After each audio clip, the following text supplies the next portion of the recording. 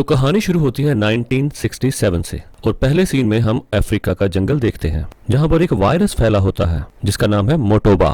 यहाँ पर हम देखते हैं कि कुछ डॉक्टर्स और साइंटिस्ट यहाँ पर आते हैं और इन्फेक्टेड पेशेंट्स का ब्लड सैंपल्स लेते हैं और उसके बाद वो वापस चले जाते हैं। पर कुछ ही देर में हम देखते हैं कि अमेरिकन आर्मी के जनरल्स एक हुक्म जारी करते हैं जिस पर वो कहते हैं कि इस गांव पर बम गिराकर इसको तबाह कर दिया जाए ताकि वायरस को आगे फैलने से रोक सके। अब मूवी हमें 28 साल के बाद आगे ले जाती है और यहाँ पर हम अपने one of the main characters colonel Sam Daniels को देखते हैं। सैम अपनी वाइफ के साथ रहता है जिसका नाम डॉक्टर रोबी है। कुछ ही देर में सैम को जनरल की तरफ से एक कॉल आती है जिसमें वो लेवल 4 की डिटेल्स बताते हैं। अब बेसिकली लेवल 4 है क्या? लेवल 4 बेसिकली एक ऐसी डिजीज है जिसमें लाइफ के लिए हाई रिस्क होता है। अब इसकी कंप्लीट डिटेल जानने के लिए सैम कर्नल से जाके मिलते हैं। यहाँ पर कर्नल सैम की मुलाकात डिफरेंट ऑफिसर से होती है जिसमें जनरल बिली भी शामिल होते हैं। मेजर सोल्ट का ये फर्स्ट मिशन है कर्नल सैम के साथ और जब ये दोनों अफ्रीका के जंगल में पहुंचते हैं जहां पर ये वायरस ब्रेकआउट हुआ होता है तो वहां देखकर बहुत परेशान होते हैं क्योंकि सिचुएशन बहुत खराब हो चुकी है। यहाँ पर बहुत से लोग मर रहे होते हैं, खून की उल्टियां कर रहे होते हैं। ये देखकर मेजर सोल्ट बहुत परेशान हो जाता है और अपना हेलमेट उतार देता है और रोने लगता है।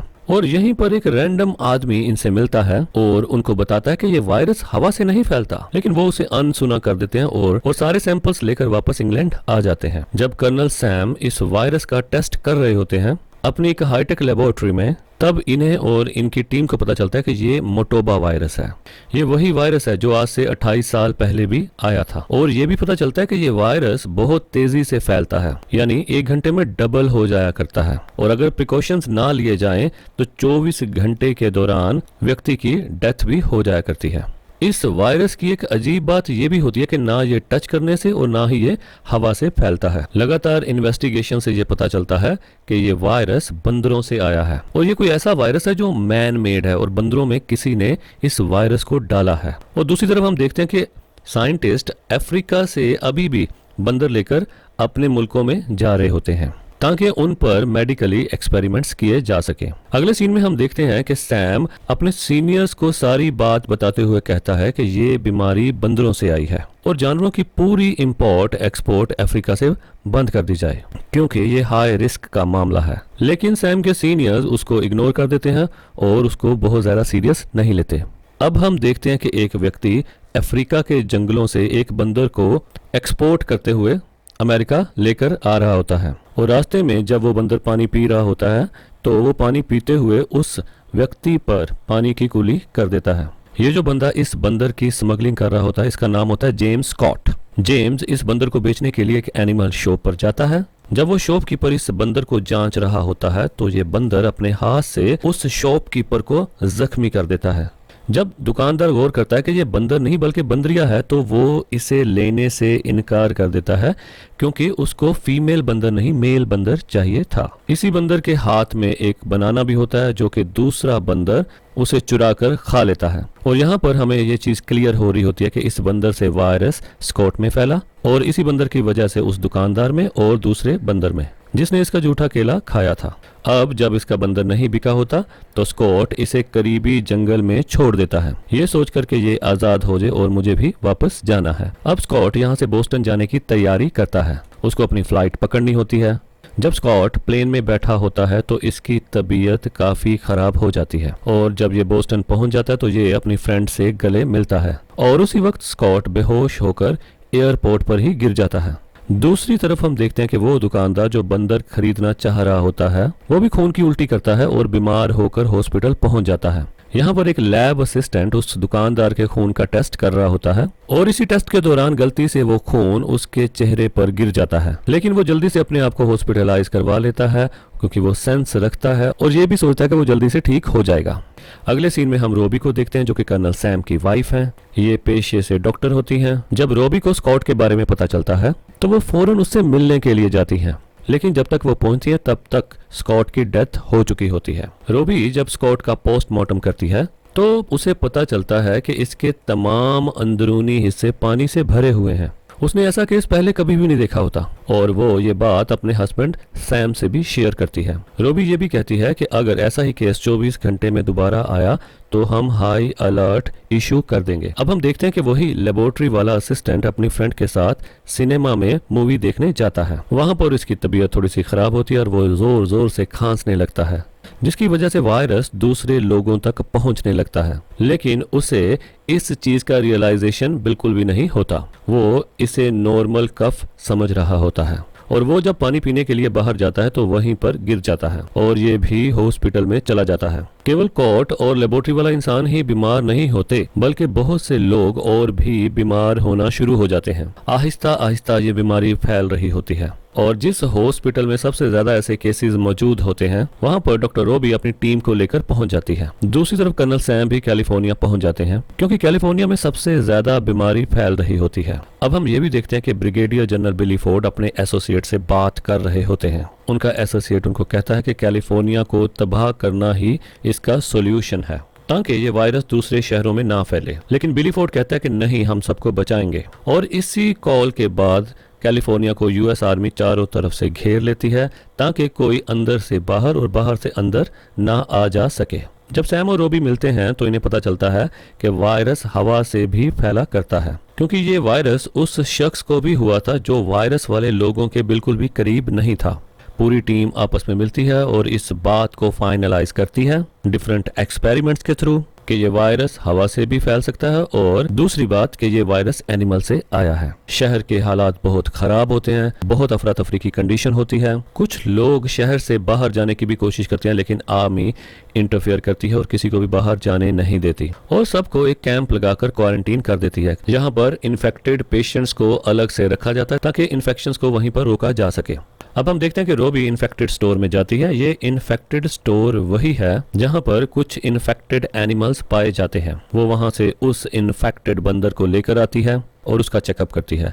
चेकअप के बाद ये सामने आता है कि उस बंदर के जिस्म के अंदर एंटीबॉडीज नहीं है जो वायरस को एक्सेप्ट कर सके। इस इन्फेक्शन से बचने के लिए जनरल बिली फोर्ड E1101 सीरम सजेस्ट करते हैं, क्योंकि ये वही सीरम होता है जो आज से 28 साल पहले भी दिया गया था, क्योंकि ये वायरस एक बार पहले भी आ चुका था लेकिन इसका भी पेशेंट पर कोई फर्क नहीं पड़ता। शायद ये वायरस पहले से भी ज्यादा ताकतवर होकर आया है। ये सीरम बिल्कुल भी काम नहीं कर रहा होता और पेशेंट्स की मौत होने लग जाती है। अब सैम वो सीरम लेकर अपनी लेबोरेटरी में आता है ताकि उस पर कुछ एक्सपेरिमेंट्स कर सके। वो अपने कोवर्कर मेजर सोल्ट को वो सीरम देता है और कहता है कि इसकी डिटेल्स चेक करो और इस बंदर को भी दो।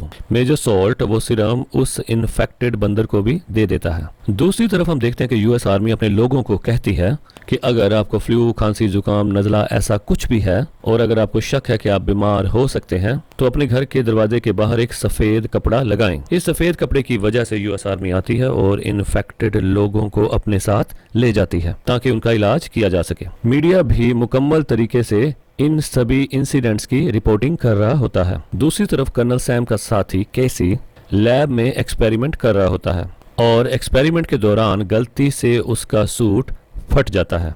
ये एक प्रोटेक्टिव सूट है और फटने के बाद इसकी प्रोटेक्शन बिल्कुल खत्म हो जाती है क्योंकि वो वायरस के बिल्कुल करीब होता है तो ये वायरस उसके अंदर भी आ जाता है, लेकिन वो इस वायरस का किसी से भी जिक्र नहीं करता। दूसरी तरफ हम देखते हैं कि यूएस प्रेसिडेंट एक मीटिंग कर रहे होते हैं और इसी मीटिंग के दौरान वो जनरल जो बिली को कह रहा होता है कि हम कैलिफोर्निया को तबाह कर देते हैं वो भी यहाँ पर मौजूद होता है और वही जनरल प्रेसिडेंट से कैलिफोर्निया को तबाह करने की इजाजत ले लेता है। यानी कि अब हुकूमत की तरफ से ऑर्डर है कि कैलिफोर्निया को तबाह कर दिया जाए, क्योंकि अगर बम गिराकर कैलिफोर्निया को तबाह नहीं किया गया तो ये बीमारी दूसरे शहरों में भी फैल जाएगी और ये कहीं से भी सेंस नहीं बनती कि कैलिफोर्निया के 27,000 लोगों को बचाने के लिए हम यूएसए के लाखों लोगों की लाइफ रिस्क में डाल दें। यहाँ पर कर्नल सैम और उसकी वाइफ रोबी आपस में बात कर रहे होते हैं और उनकी नजर उस बंदर पर जाती है जो एकदम एक्टिव होकर खड़ा हो जाता है और खेल कूद रहा होता है। वो उसे देखकर बहुत खुश होते हैं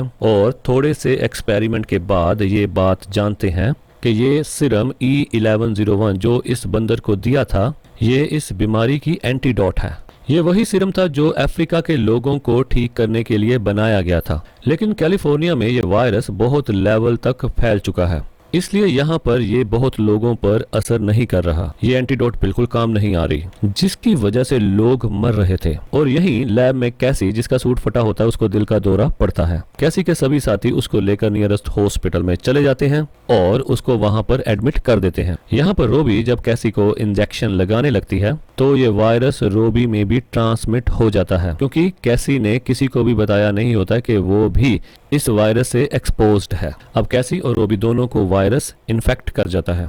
अगले सीन में सैम बिली फोर्ड से मिलने के लिए जाता है तो बिली सैम को बताता है कि यूएस प्रेसिडेंट ने आज रात 8 बजे पूरे कैलिफोर्निया शहर को बॉम्ब से उड़ाने का फैसला कर लिया है। और ये भी बताता है कि यूएस एक बायोलॉजिकल वेपन बना रहा है जो कि गलती से अफ्रीका के लोगों में फैल गया था। वो इसे एक अपनी पुरानी बात बता रहा होता है। दूसरी तरफ कैसी की भी डेथ हो जाती है। सैम को एक आइडिया आता है कि किसी अफ्रीका के बंदर को हासिल किया जाए और इसकी एंटीबॉडीज को इस सीरम के साथ मिलाकर एंटीडोट तैयार किया जाए जो कि इफेक्टिव होगी। और बहुत सी रिसर्च के बाद उसको पता चलता है कि एक बंदर अफ्रीका से स्मगल्ड होकर आया था और वो नियरेस्ट जंगल में ही है। वो इस जंगल में जाता है और काफी मुश्किलों के बाद उस बंदर को ढूंढ लेते हैं। और अब क्योंकि बंदर इनके पास आ गया है और सैम और उसकी टीम इस बंदर पर सारे एक्सपेरिमेंट्स कर रही होती है और उनका एक्सपेरिमेंट कामयाब हो जाता है और एक एंटीडोट ये लोग बना देते हैं। मैं एक बार दोबारा बताता चलूं, एंटीडोट बन गई। पहले से सीरम मौजूद था। सीरम अकेला काम नहीं करता था और एंटीडोट इनके पास अवेलेबल नहीं थी। और अब एंटीडोट भी है और सीरम भी है और वो एंटीडोट और सीरम दोनों को मिक्स करते हैं और इस वायरस से बचने का रास्ता इनके सामने आ जाता है। मींस ये मुकम्मल इस वायरस से बचने की इनके पास मेडिसिन आ जाती है। अब ये मेडिसिन सैम अपनी वाइफ रोबी को देता है क्योंकि रोबी भी बीमार होती है और वो उसे मॉनिटर करते हैं कि धीरे धीरे रोबी की तबीयत भी ठीक हो रही है। इसका मतलब ये था कि वो सक्सेसफुल रहे और इन्होंने इस वायरस से बचने के लिए मेडिसिन बना ली थी। हम देखते हैं कि 8 बजने के करीब होते हैं क्योंकि 8 बजे एक प्लेन ने आकर कैलिफोर्निया पर बम से हमला करना था। और अब ये दोनों यानी कि सैम और उसका साथी सॉल्ट हेलीकॉप्टर में बैठते हैं ताकि जल्द से जल्द हम उस प्लेन को किसी तरह से रोक सकें। सैम का उस पायलट से राब्ता होता है जिसको वो मना करता है कि बम मत गिराओ, लेकिन वो उसकी नहीं सुनता। लेकिन जनरल बिली फोर्ड इंटरफेयर करता है और वो उस पायलट को शहर पर बम गिराने से रोक देता है।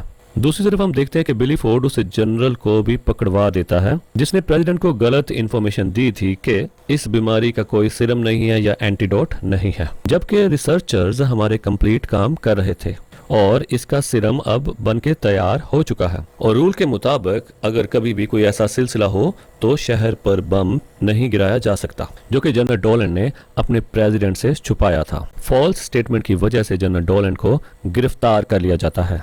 इस वायरस से बचने की मेडिसिन को कमर्शियली बनाया जाता है और लोगों में डिस्ट्रीब्यूट किया जाता है और जितने भी इन्फेक्टेड लोग हैं वो सभी आहिस्ता आहिस्ता ठीक होने लगते हैं और सब लोगों में जिंदगी की उम्मीद दोबारा आ जाती है।